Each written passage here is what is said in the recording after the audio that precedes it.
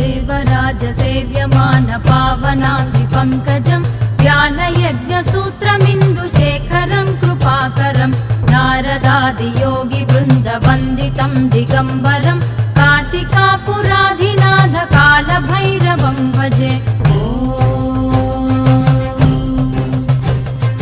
भानुकोटिभास्वरं भवाब्धितारकं परं नीलकण्ठमीप्सितार्थदायकं त्रिलोचनं कालकालमम्बुजाक्षमक्षशूलमक्षरं काशिकापुराधिनाथ कालभैरवं भजे।